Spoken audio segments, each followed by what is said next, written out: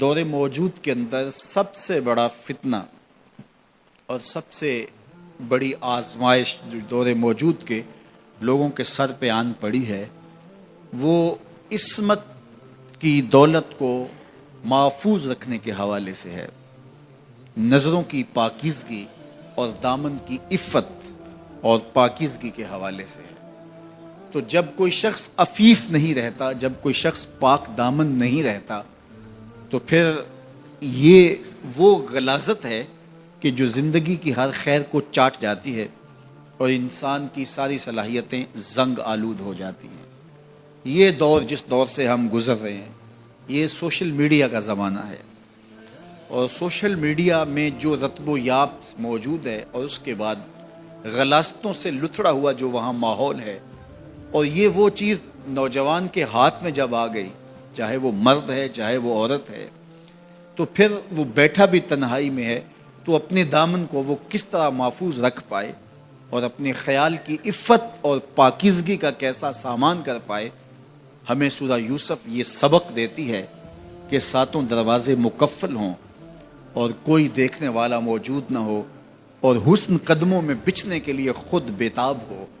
ایک یقین اور ایک عقیدہ ایسا ہے جو دامن پہ ایک دھبا اور ایک چھینٹا بھی گناہ کا نہیں پڑنے دیتا، اور وہ یقین یہ ہے کہ میرا اللہ مجھے دیکھ رہا ہے۔ ہمارے معاشرے کا ایک بہت بڑا مسئلہ حسد ہے، بغض ہے، کہ باہمی حسد نے ہمارا سکون چھین لیا ہے، ہمارے قرار کو لوٹ لیا ہے۔ چھوٹے سے لے کر بڑے تک حسد کی آگ میں جل رہے ہیں، بھائی بھائی کا گلا کاٹنے کے لیے تیار ہے، اور قومیں ایک دوسرے کے ساتھ حسد میں مبتلا ہیں۔ علماء کا طبقہ ہو یا فقراء کی جماعت ہو، درویش اور فقیر لوگ ہوں یا تجار کا طبقہ ہو، آج حسد کا دنیا کے اوپر پہرا ہے، اور حسد اور بغض اور کینہ اور نفرتیں اسی کا دور دورہ، اس کی حکومت چل رہی ہے، اس کا سکہ چل رہا ہے۔ حکومت کے ایوانوں سے لے کر کے فقیر کی جھونپڑی تک آپ کو حسد کی ہی شہنشاہی دکھائی دے گی۔ سورہ یوسف ہمیں بتاتی ہے کہ حاسد کس طرح نامراد ہوتے ہیں اور محسود کس طرح کامیاب اور بامراد ہوتا ہے۔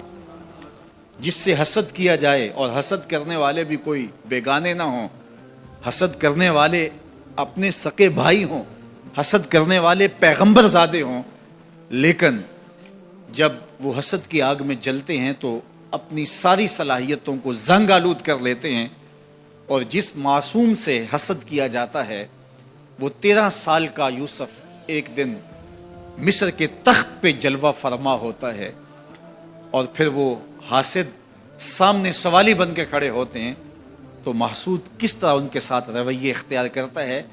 یہ صورت ہمیں رویوں کا حسن بھی سکھاتی ہے، رویوں کا جمال بھی بتاتی ہے کہ رویے کتنے خوبصورت ہونے چاہیے۔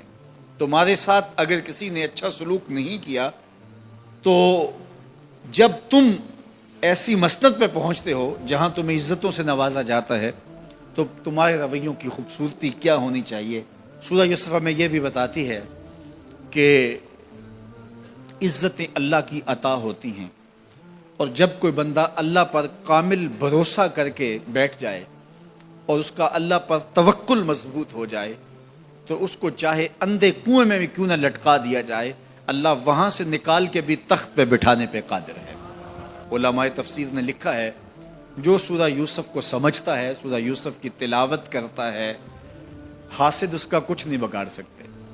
اللہ تعالیٰ اس کو حاسدین کی شر سے محفوظ فرماتا ہے۔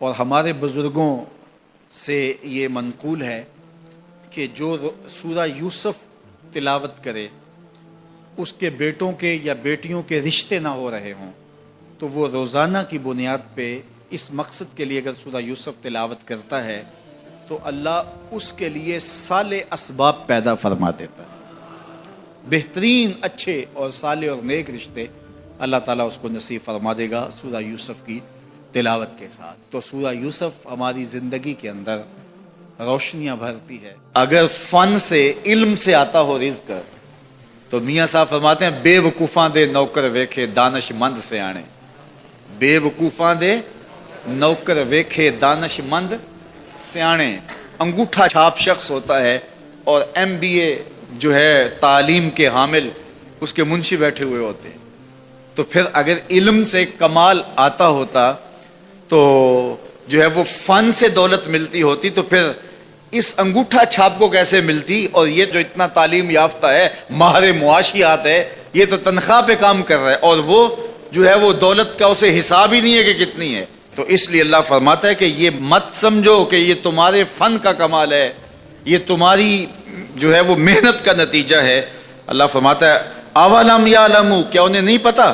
ان اللہ یبسط الرزق لمن یشاء، جس کو چاہتا ہے اس کے لیے رزق کے دروازے کھول دیتا ہے، ویقدر، اور جس کے لیے چاہتا ہے اس کے لیے رزق کو تنگ کر دیتا ہے۔ کئی لوگ کتنی محنت کرتے ہیں، نتیجہ زیرو، اور کچھ لوگ کچھ بھی نہیں کرتے، وہ مٹی کو ہاتھ لگائیں اور سونا ہو جائے، اور کئی سونے کو ہاتھ لگائیں تو مٹی ہو جائے۔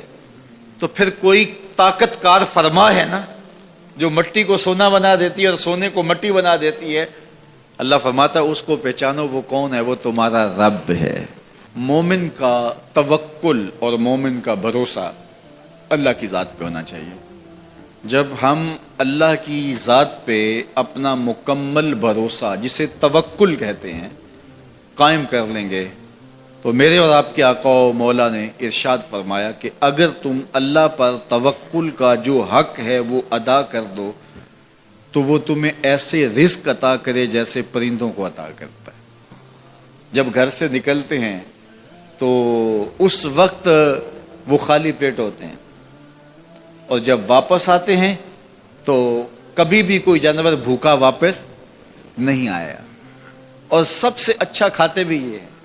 ہمارے علاقے میں تو زیادہ باغات نہیں ہیں، امرود کے باغات ہمارے علاقے میں پائے جاتے ہیں۔ تو امرود کے باغ میں جو اگر کوئی دیہات کا شخص ہو یا جس کا امرودوں کا باغ ہو یا امرودوں کے باغ میں اس کا آنا جانا رہا ہو، اس سے پوچھئے کہ سب سے اچھا پھل امرود کے پیڑ پہ اچھا دانہ کون سا ہوتا ہے؟ کوئی آپ کو کہے کہ یار امرود توڑ کے لاؤ، میٹھا ہو اور جو ہے وہ پکا ہوا ہو اور ذائقے دار ہو تو وہ جاؤ توڑ کے لاؤ۔ تو کوئی مجھے اگر کہے تو میں جب امرود توڑ کے لاؤں گا تو کبھی پھیکا نہیں ہوگا، میں امرود توڑ کے لاؤں گا تو کبھی بد ذائقہ نہیں ہوگا۔ آپ مجھے پوچھیں کہ آپ کے پاس کیا فن ہے؟ میرے پاس فن یہ ہے کہ میں نے امرودوں کے باغوں میں جو ہے وہ بچپن گزارا ہے، اور مجھے پتا ہے کہ اچھا اور پکا پھل کون سا ہوتا ہے۔ لیکن میں آپ کو نشانی بتا دیتا ہوں، اب نئی نسل انہوں نے نہیں دیکھا، آپ باغ میں جائیں اور شاخوں سے لٹکے ہوئے امرود دیکھیں، جس امرود کو طوطے نے کھا کے چھوڑا ہو اس کو آپ توڑ لیں، میٹھا بھی ہوگا، ذائقے دار بھی ہوگا، ایکسپورٹ کوالٹی سے بھی بہتر ہوگا۔ سب سے اچھا پورے پودے سے جو سب سے اچھا ہوگا وہ اس کو چونچ مارتا ہے اور پھر سارا کھاتا بھی نہیں ہے، تھوڑا سا لیا، نخرے والا آگے بڑھ گیا۔ اللہ اکبر۔ تو جو ایکسپورٹ کوالٹی ہوتی ہے اس سے بھی بہتر وہ کھاتا ہے۔ تو یہ اللہ پر توکل کرنے والے ہیں۔ ہمیں تو پتا ہوتا ہے نا ہم نے دکان پہ جانا ہے، ہمیں پتا ہوتا ہے ہم نے فیکٹری کام پہ جانا ہے، ہم نے پتا ہوتا ہے ہم وہ دہاڑی فلاں جگہ کرنے جانا ہے۔ انہوں نے کہیں ان کا کوئی ایسا ٹھیا نہیں ہوتا کہ وہاں جانا ہے۔ بن توکل پنچھی اڑ دے، بن توکل پنچھی اڑ دے، خرچ نہ پلے زیرا ہو، خرچ نہ پلے، کوئی راس المال بھی نہیں ہوتا کہ یہ لگائیں گے پھر اس پہ اتنے پیسے آئیں گے، اصل ہمارے ہوں گے، اتنا نفع ہوگا، ایسا نہیں ہے۔ گھر سے نکلتے ہیں تو خالی پیٹ ہوتے ہیں اور جب واپس آتے ہیں تو پیٹ بھرے ہوئے ہوتے ہیں۔ میرے اور آپ کے آقا و مولا نے کہا مجھے پورا یقین ہے اس پہ، اور آپ کو بھی پورا یقین ہونا چاہیے، انشاءاللہ ہوگا، کہ میرے حضور نے فرمایا کہ اللہ پر جو توکل ہے وہ حق ادا کرو، پھر وہ تمہیں ایسے رزق دے گا جیسے پرندوں کو دیتا ہے، تمہیں پرندوں کو دیتا ہے۔ ایکسپورٹ کوالٹی، من کان للہ کان اللہ لہ، فرمایا تم اس کے ہو جاؤ وہ تمہارا ہو جائے گا، اور جب وہ تمہارا ہو جائے گا کوئی کمی باقی نہیں رہے گی، جو تمہارے من میں آئے گا تمہیں ملے گا۔ مہاتما گاندھی نے جب انگریز سامراج کے خلاف کھڑے ہو کے اس کو للکارا تو اس کے مٹھی بھر دوست اس کے ساتھ تھے، تو اس نے ان کو خطاب کرتے ہوئے کہا کہ تم کہو گے کہ اتنی بڑی سلطنت جس کی حدود میں سورج طلوع بھی ہوتا ہے اور غروب بھی ہوتا ہے، اس کو للکارنا دیوار کے ساتھ ٹکر مارنے کے مترادف ہے، لیکن اس کے باوجود میں اس سامراج کو للکار رہا ہوں، اس لیے کہ میرے سامنے حسین ابن علی کا کردار موجود ہے۔ تو حضرت امام حسین نے مقام بیضا پہ کہا تھا، لوگوں مجھے پتا ہے اب میرے ساتھ وہاں کیا ہونے والا ہے۔ 72 پیاس اور بھوک میں مبتلا لوگ ہزاروں کے لشکر کے مقابلے کے اندر جس صورتحال سے دو چار ہوں گے وہ نگاہوں سے مخفی نہیں تھا۔ پھر مخدرات اسلام اور مخدرات سادات بھی ساتھ تھی۔ کہا مجھے پتا ہے کہ کیا ہونے والا ہے، میری نظریں اس منظر نامے کو، اس کے بھیانک تصور کو دیکھ رہی ہیں، لیکن اس کے باوجود سب کچھ سہنے کے لیے تیار ہوں۔ میری لاش پہ گھوڑے دوڑیں اور میرے بیٹے میرے ہاتھ میں ذبح ہوں اور مخدرات دین کے ساتھ جو سلوک کیا جائے سب کچھ میری نگاہوں میں ہے، لیکن اس کے باوجود میں مسلسل آگے کیوں بڑھتا چلا جا رہا ہوں؟ وَلَكُمْ فِيَّ أُسْوَةٌ، اس لیے جا رہا ہوں کہ قیامت تک ظلم کے خلاف کھڑے ہونے والوں کے لیے میری زندگی ایک نمونہ تو ہو۔ میں لوگوں کے لیے ایک نمونہ بننا چاہتا ہوں تاکہ میں استعارہ بن جاؤں ظلم کے خلاف کھڑا ہونے کا، جبر کے خلاف کھڑا ہونے کا۔ امام عاشقاں پورے بطول، سرو آزاد دبستان رسول، اللہ اللہ بائے بسم اللہ پدر، مانائے ذبح عظیم آیت پسر، سرخ رو عشق غیور از خون او، شوخی ای مصرع از مضمون او، تا قیامت قطع استبداد کرد، موج خون او چمن ایجاد کرد۔ اللہ حسین ابن علی کے اسوہ نور کو ہماری زندگیوں میں اتار دے۔ ہم ساری زندگی محرم کے ایام میں کھڑے ہو کے اور باقی سال کے ایام میں کھڑے ہو کے صرف حسین حسین ہی نہ کرتے رہیں، بلکہ ہم اپنا جائزہ لیں کہ ہماری زندگی کے اندر جو ہمارے اعمال ہیں، جو ہمارے افعال ہیں، جو ہمارا طرز حیات ہے، ہمارا جو انداز معاشرت ہے، وہ یزید کے قریب ہے یا حسین ابن علی کے قریب ہے۔ ہم یزید کی زندگی کا عکس بھی دیکھتے ہیں اور حضرت امام حسین کی زندگی کا نقشہ بھی ہمارے سامنے ہے، اور پھر ان دونوں نقشوں اور دونوں آئینوں کے سامنے ہم اپنا وجود رکھیں اور ہم دیکھیں کہ ہم کہاں کھڑے ہیں۔ اگر ہم اپنے کردار کو اور اپنی زندگی کے شب و روز کو، اپنے طرز حیات اور انداز معاشرت کو حسین ابن علی کے اخلاق کا پرتو دیکھتے ہیں اور ان کے سایہ عاطفت کے اندر اور ان کے اخلاقیات کے جمال کا عکس ہمارے اوپر پڑ رہا ہے تو پھر ہم شکر کریں۔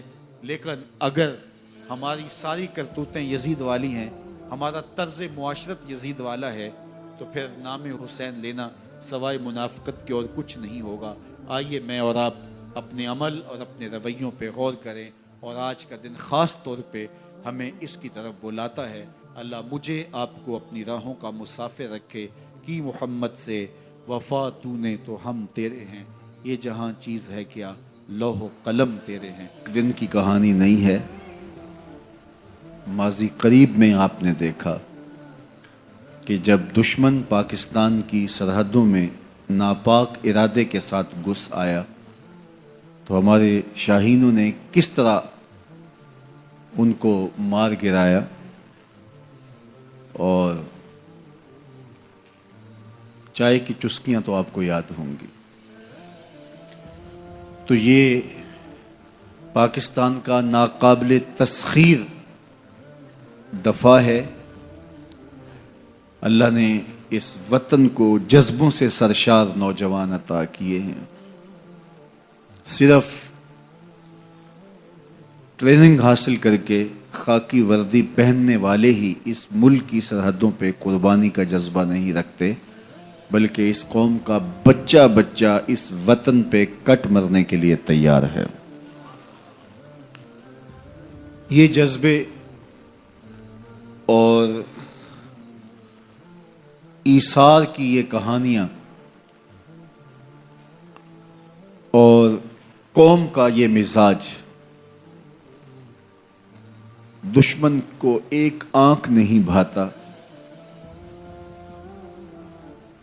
پاکستان کو معاشی بحرانوں میں دھکیل دینے کے بعد، قرضوں کی دلدل میں جکڑ دینے کے بعد،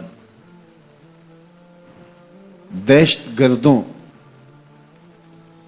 کی کارروائیوں کے تسلسل کے بعد دشمن یہ سمجھا تھا کہ پاکستان توڑنے میں آسانی ہوگی، لیکن پاکستان کا سبز حلالی پرچم آج بھی لہرا رہا ہے۔ قوموں کی زندگیوں میں مشکل وقت آتے ہیں، سو ہم نے بھی وہ وقت کاٹا۔ روزانہ دھماکوں کی خبر سنتے تھے، لاشیں اٹھتی تھی، دل زخم زخم ہوتے تھے، لیکن آج وہ حالات نہیں رہے۔ جو اس وقت پاکستان کے حالات ہیں انشاءاللہ یہ بھی نہیں ہوں گے، اور پاکستان چاند بن کے آفاق کے آسمان پہ چمکے گا اور اپنی نوری کرنوں سے زمانے کو روشنی دے گا انشاءاللہ۔ پاکستان کو مستحکم کرنا، مستحکم رکھنا، اس کے استحکام کے لیے کوشش کرنا، یہ میری اور آپ کی سب کی ذمہ داری ہے۔ حکومت وقت، پاک افواج اور مختلف اداروں کے کندھوں پر ذمہ داریاں فزوں تر ہیں، لیکن ان ذمہ داریوں سے ہمیں بھی عہدہ برا ہونا ہوگا اور ہمیں بھی ہمارے ذمے کے کام کرنے پڑیں گے۔ عبداللہ بن عمر اور عبید اللہ بن عمر بصرہ سے گزر رہے تھے ایک جنگ سے واپسی پر، تو حاکم بصرہ نے آپ کو کچھ پیسے دیے کہ یہ مال غنیمت میں جا کے جمع کروا دینا،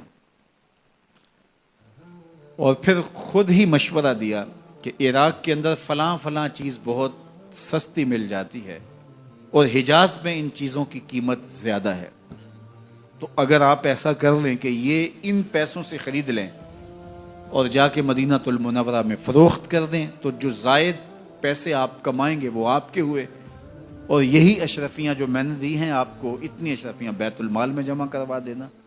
تم نے محنت کی ہوگی، تجارت کی ہوگی، تو جتنے بچیں گے وہ آپ کے ہوں گے۔ تو انہوں نے کہا بہت اچھا، وہاں سے مال خرید لیا، مدینہ المنورہ میں آ کے بیچ دیا۔ جتنی اشرفیاں انہوں نے وہاں سے دی تھی بیت المال کے لیے، اتنی بیت المال میں جمع کروا دی۔ حضرت عمر رضی اللہ تعالیٰ عنہ کو پتہ چلا، بیٹوں کو بلایا، کہا کہ سنا ہے تم نے کوئی کمائی کی ہے؟ کہا جی ہم نے تو تجارت کی اور جو مال لیا تھا اتنا مال ہی بیت المال میں جمع کروایا ہے۔ کہا تم بیت المال کے پیسوں پر کمائی کی ہے، وہ پیسے بھی تمہیں بیت المال میں جمع کروانے پڑیں گے۔ یہ عمر ہیں رضی اللہ تعالیٰ عنہ۔ رومی شہنشاہ کی بیوی سلام بھیجتی ہے حضرت عمر رضی اللہ تعالیٰ عنہ کی اہلیہ کو، تو وہ 1 دینار ادھار لے کر کے اس کا عطر خریدتی ہیں اور شیشیوں میں ڈال کر کے ان کو بھیجتی ہیں کہ چلو ایک رواداری کا اچھا ثبوت فراہم کیا جائے۔ تو وہ واپسی پر انہی شیشیوں کے اندر قیمتی موتی بھر کے بیچتی ہیں، جواہرات بھر کے بیچتی ہیں۔ حضرت عمر رضی اللہ تعالیٰ عنہ فرماتے ہیں لاؤ یہ سارے جواہرات، سب کو فروخت کرتے ہیں، 1 دینار اس کو دیتے ہیں، باقی بیت المال میں جمع کر دیتے ہیں۔ تو جب اپنی زندگی اتنی محتاط ہوگی، اتنی خوبصورت ہوگی، تو پھر کس طرح کوئی گورنر زیادتی کر سکتا ہے؟ تو حضرت سیدنا عمر رضی اللہ تعالیٰ عنہ نے اپنا طرز زندگی اور انداز معاشرت اتنا سادہ اور اتنا خوبصورت رکھا کہ اس کے مطابق تمام گورنروں کو ڈھالنے کی تلقین کی۔ آپ جب بھی کسی شخص کو بطور گورنر اس کا تعین کرتے تو اس کو یہ نصیحتیں کرتے، ایک ترکی گھوڑے پہ سوار نہیں ہوں گے، باریک کپڑا نہیں پہنیں گے، اور انچھنے آٹے کی روٹی کھائیں گے، مکان کا دروازہ نہیں لگائیں گے، کوئی حاجب نہیں رکھیں گے، چوکیدار نہیں رکھیں گے، بواب نہیں رکھیں گے، جو تمہارے تک پہنچنا چاہے ڈائریکٹ پہنچ جائے۔ اللہ اکبر۔ اور پھر جب کسی کو متعین کیا جاتا اس کی جائیدادیں لکھ لی جاتی کہ اس کے پاس کتنی جائیداد ہے، وہ حساب اپنے پاس رکھتے، اور جب وہ معزول ہوتا یا اس کا وقت ختم ہوتا تو آپ دیکھتے کہ اب اس کے پاس جائیداد کتنی ہے۔ اگر وہ جو پہلے آپ نے اپنے پاس ریکارڈ رکھا ہوتا اس سے جائیداد اس کی زیادہ ہوتی تو حضرت عمر بقیہ جائیداد بیت المال میں جمع کرتے۔ اللہ اکبر. اور یہ کیسے تھا؟ گورنر بول نہیں سکتا تھا، اس لیے کہ حضرت عمر کی اپنی بود و باش بھی اسی طرح کی تھی، اپنا طرز زندگی بھی اسی طرح کا تھا. مال غنیمت میں بہت ساری چادریں آتی ہیں جو سب کو تقسیم کر دی جاتی ہیں. خطبہ جمعہ دینے کے لیے آئے تو ایک شخص کھڑا ہو گیا. عمر خطبہ بعد میں سنیں گے، پہلے یہ بتائیں کہ یہ جو تم نے قمیض پہنی ہے یہ کہاں سے آئی؟ مال غنیمت کے اندر جو چادریں آئی ہیں سب کے حصے میں ایک ایک چادر آئی. آپ دراز قد ہیں، ایک چادر سے قمیض نہیں سل سکتی، تو آپ کی قمیض کہاں سے آئی؟ پہلے اس سوال کا جواب دے دیجئے، پھر خطبہ سنیں گے. اللہ اکبر. آپ کے بیٹے کھڑے ہوتے ہیں. کہا ایک چادر سے میرے باپ کی قمیض نہیں بنتی تھی، میں نے اپنے حصے کی چادر بھی اپنے باپ کو پیش کی ہے. اس نے کہا اب سناؤ، اور ہم سنتے ہیں. یہ ہے حضرت عمر رضی اللہ تعالیٰ عنہ کی اپنی ذاتی زندگی. ایاز بن غنم کے بارے میں یہ پتہ چلتا ہے کہ وہ موٹے کپڑے نہیں باریک کپڑے پہنتا ہے. اس نے گھر کے دروازے پر بواب بھی رکھا ہوا ہے، چوکیدار بھی رکھا ہوا ہے. تو حضرت عمر رضی اللہ تعالیٰ عنہ محمد بن مسلمہ کو بھیجتے ہیں. محمد بن مسلمہ جاتے ہیں اور جا کے تحقیق کرتے ہیں تو ایسا ہی پاتے ہیں، تو ان کو وہیں گرفتار کر کے لے آتے ہیں اور حضرت عمر کے دربار میں پیش کیا جاتا ہے. چھڑی اس کے ہاتھ میں دے کر فرماتے ہیں جاؤ تم بکریاں چرایا کرو، تم گورنری کے لائق نہیں ہو. ایک گورنر کو بکریاں چرانے پہ لگا دیتے ہیں اس لیے کہ تم نے ان اصولوں سے، ان ضابطوں سے انحراف کیا ہے جو ایک سلطنت کے ذمہ دار کے لیے لازم اور ضروری ہیں. دور موجود کے حکمرانوں کو، چاہے وہ عرب کے حکمران ہوں چاہے وہ عجم کے حکمران ہوں، اگر وہ اسلام کا نام لیتے ہیں تو انہیں اپنے اعمال کا جائزہ لینا ہوگا کہ ہم کھڑے کہاں. کمایا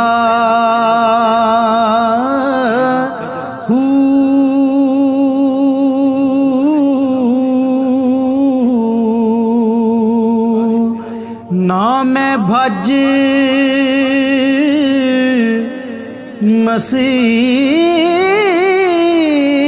مسیتی وڑیا نا تسبا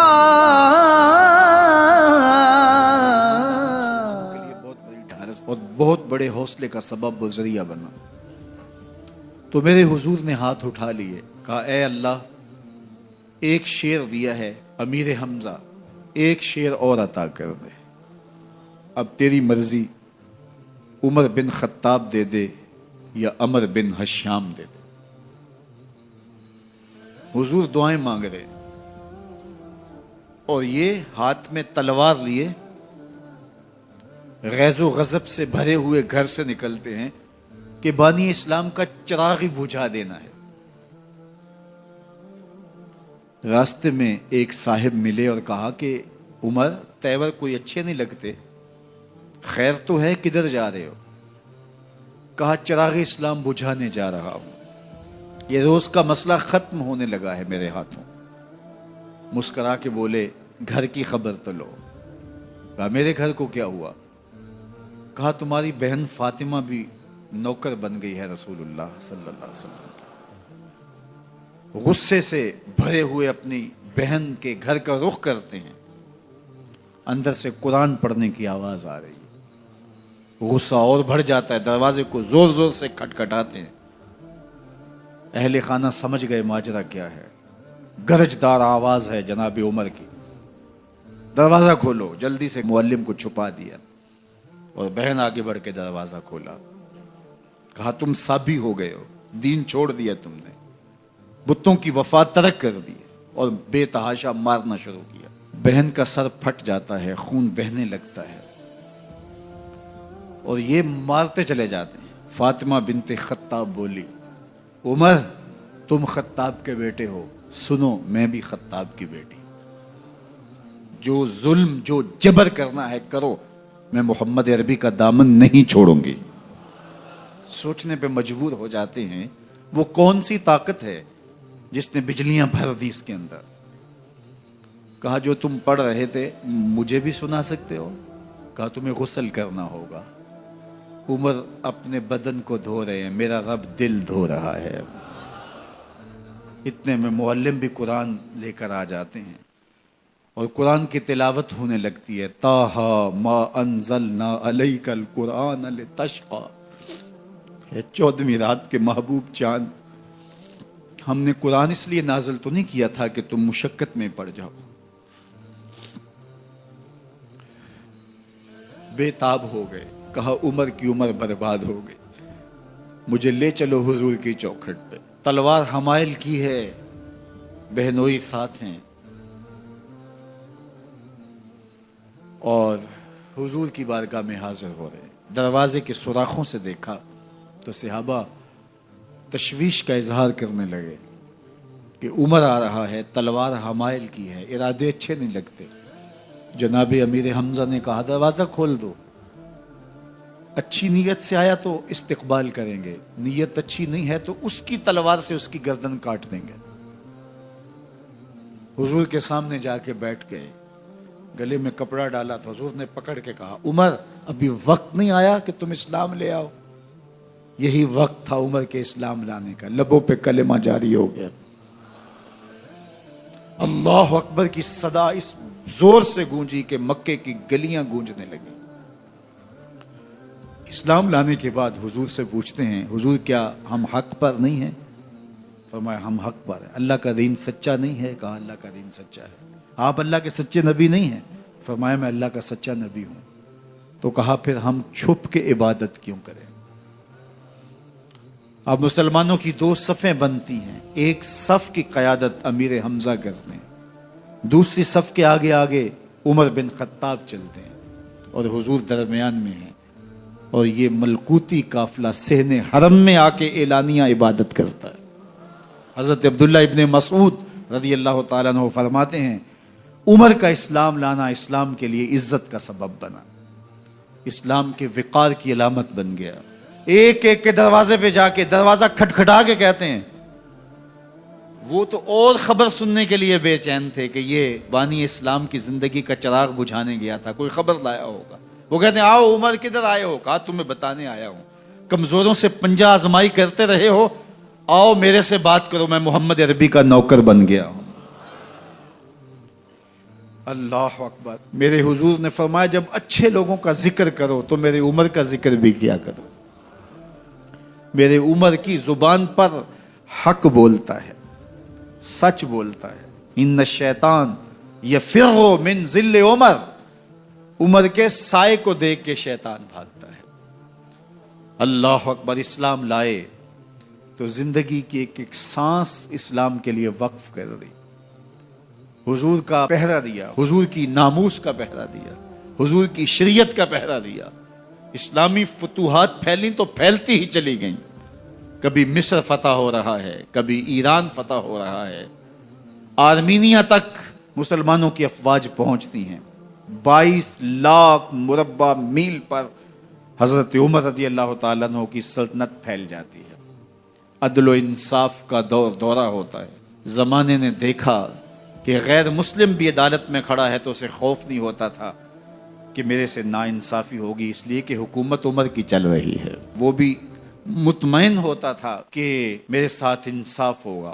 کہ اے تن رب دا سچا حجرا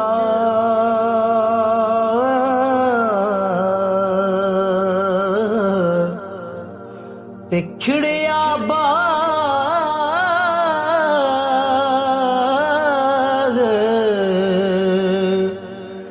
بہارا